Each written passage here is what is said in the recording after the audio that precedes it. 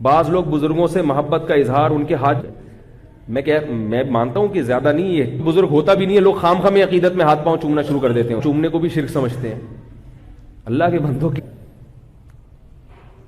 اول تو کوئی کسی سے عقیدت محبت میں ہاتھ چوم لینا شرک کا اس سے کیا تعلق؟ چوما چاٹی جو اس طرح کی بزرگوں کی ہوتی ہے اس سے نقصان ہوتا ہے۔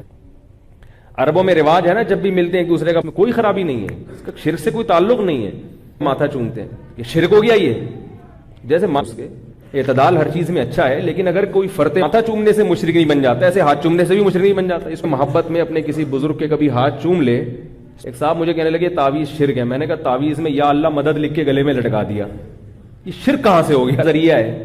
میں نے کہا جو چیز جس چیز کا ذریعہ ہوتی ہے اللہ کے بندو، تو کہنے لگے یہ شرک کا، تو بھی شرک ہے یہ، تو کس ذریعے سے جائیں گے؟ سڑک سے؟ تو کیا سڑک حیدرآباد ہے کا ذریعہ؟ سڑک ہے نا، کراچی سے جب حیدرآباد جائے، بعض لوگ تعویذ کو شرک کہہ دیتے ہیں، کہ وہ چیز نہیں ہوتی۔ حیدرآباد جانے پر بات ہو سکتی ہے، ذریعے پر بات ہو سکتی ہے، تبھی میں بھی تعویذ گنڈوں کا قائل نہیں ہوں، جائز۔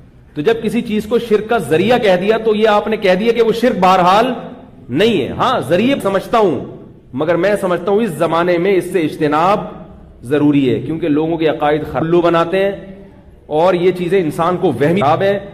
عامل لوگ تعویذ گنڈوں کے نام پہ بناتے ہیں، بالآخر شرک تک لے کے جاتی ہیں یہ چیزیں۔ اس لیے الحمدللہ میں اپنے بچوں کے گلے میں کبھی تعویذ نہیں لٹکاتا، لیکن اگر کسی اللہ کا بڑا فضل ہے، ہمارے باپ دادا میں یہ رواج ہی نہیں تھا تعویذ، ہمارے یہاں بدعتی ہوتے ہیں۔